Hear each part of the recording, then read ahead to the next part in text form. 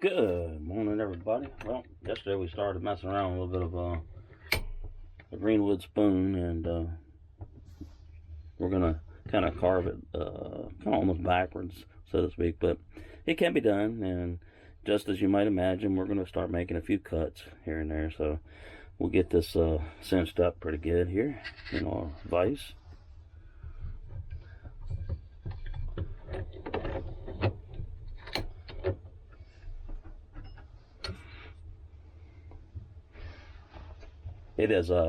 It got quite chilly last night. It's somewhere below freezing right now, but it's not too awful bad.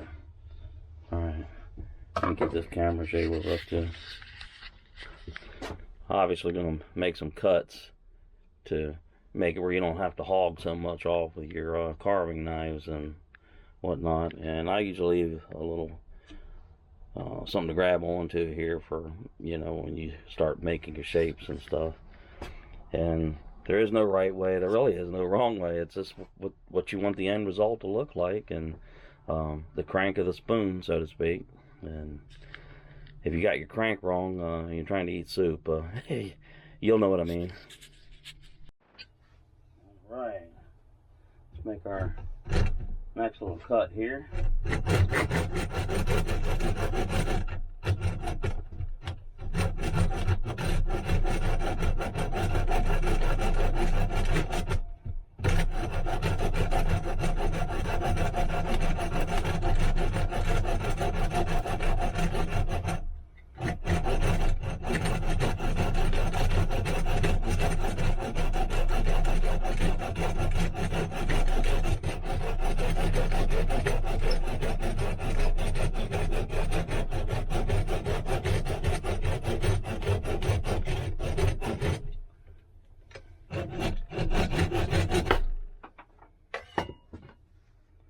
Alright,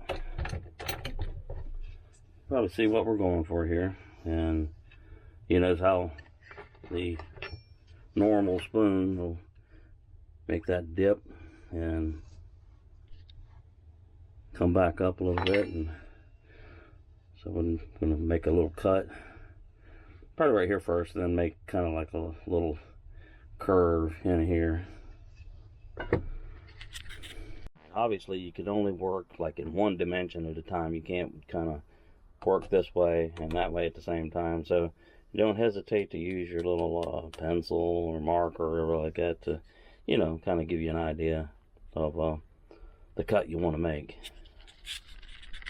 Okay, you see the little sweep here, and we're going to take our little coping saw and make that cut, and then we'll do the same thing on the other side. Alright, go slow, take it easy, no race.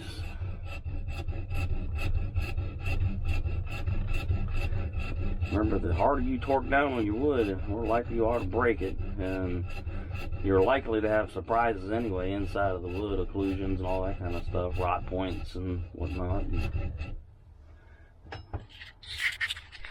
Alright, you can probably see exactly what we're going for here. And we'll hog off a little bit in the back side there. And just keep making little small cuts, and if you get to that point where you're like, oh, I screwed it up. No, you didn't. Just make some adjustments, right? Because remember, this isn't something's coming off of a factory floor. This is something that you're doing in your own little shop, or sitting on your lawn chair underneath your shade tree or whatnot like that. And a hobby like this, I mean, if you're living in an RV, and enjoying that kind of lifestyle, you could do something like this. It's no big deal. Alright, you see kind of what our goal is here, and now we're going to kind of gently hog out this, and give that spoon, the rake, so to speak. And like I said, don't saw too hard, just take it easy, not a race. If you think you made a wrong cut, just the next 2 or 3 cuts after that kind of change the design up a little bit, and you'll be good to go. Got our spoon blank viced up here, and we're going to hog out that little part right there that I put the black magic marker on. Alright, we're slowly getting to the point now where the saws are not really going to help us. We're going to start breaking out our carving knives, our sloids and details and hook knives and stuff like that. But just remember to have fun, go slow, don't force it. You kick kind of where you're not pleased at the shape, just keep going. Sooner or later you'll achieve what you're looking for. This little thing here, it's been, oh gosh, up here a couple years I guess, and it's bolted down to my little workbench here, and what it does is it holds like spoons or like something you're wanting to carve on, you know, into position. And I'll take other pieces of wood, you know, and wedge it up in there. Then I'll take my clamps and hold it down. And you can get yourself all sorts of different, you know, ways of holding wood down instead of just your traditional bench, or a vise, I should say. Alright, we'll take our little hook knife here, and we'll start slowly working away at our little spoon bowl. And because this is Greenwood, it doesn't take an awful lot of pressure, so don't force it. And remember, as Granddad used to say, have fun. That's why you're here.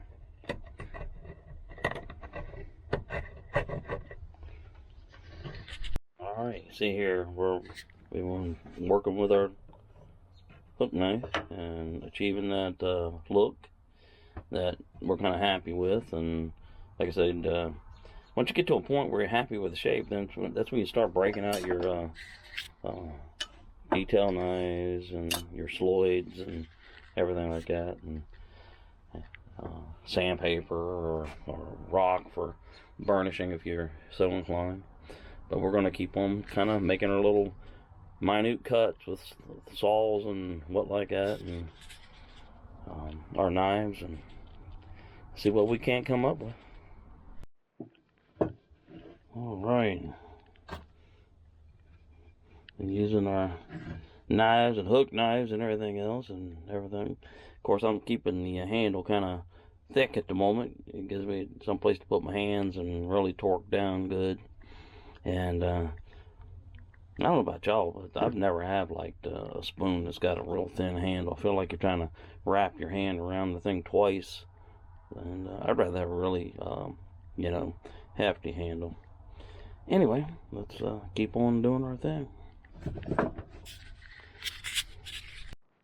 Alright, we're going to make some cuts on the handle here and trying to reduce that down to size. And the spoon bowl is pretty much in a rough shape, and once we do these last few major cuts, then we're going to start doing some cuts with our detail knife and sandpaper and whatnot.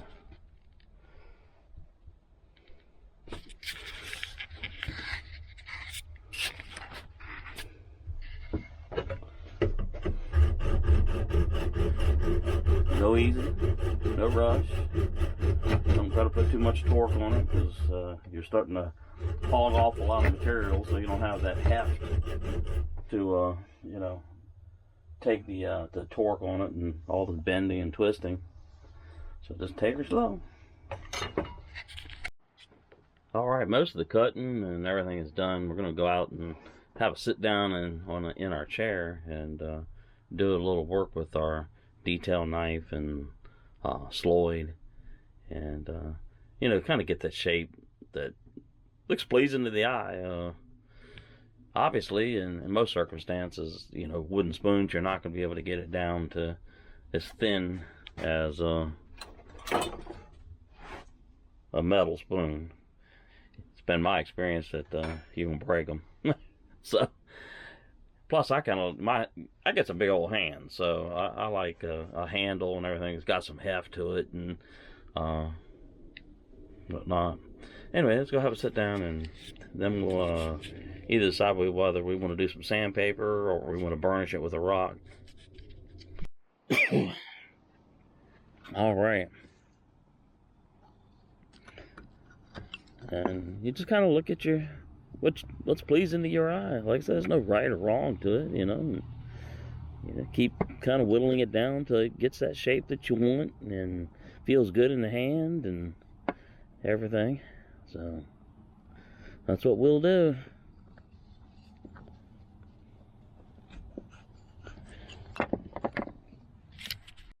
All right, now here comes the part that's probably the hardest part, is knowing when to stop doing all the heavy work, you know, the cutting and all that kind of stuff, and just kind of going with the sandpaper and your little knives and stuff, and kind of pushing that envelope until it gets so thin that the first time you hit it on something, it'll break. But anyway, we're gonna do a little sandpapering and stuff, and just work on the shape. And obviously, because of all the carving and the cutting, you got these rough divots, and the sandpaper will take care of that. And of course, you can burnish it and get a big rock and rub it smooth. And I've done it quite a number of times, and it truly does work. All right, we've done a good bit of sanding on it, and we got it down to a pretty decent shape. You know, some more refinements, but you're going to see videos where people are going to say sanding is for rookies and all that kind of stuff, and the pros do burnishing and stuff like that. Me personally, I say do whatever makes you happy to achieve that look that you're going for. And you do this for fun, you know. There's no such thing as the World Championship Super Bowl of spoon making or anything like that. Just, you know, carve something, cut something, you know, and enjoy working with your hands. And before you go, real quick, I will show you what I was talking about as far as burnishing goes. Alright. If you use sandpaper, you'll get these little tears in here. Nothing wrong with it. It's just what sandpaper does. Take rock. It's called burnishing. And just keep doing this, and it'll pack all that loose cuts down, and it'll give you a shine on your wood that almost rivals a stain and stuff like that. And just enjoy yourself, have fun. That's what it's called, burnishing. Just find yourself a rock. Doesn't have to be a big rock or anything like that. I have some that are a good bit smaller than this, and just enjoy yourself. All right, everybody. There you go. We made us a spoon over the last couple of days.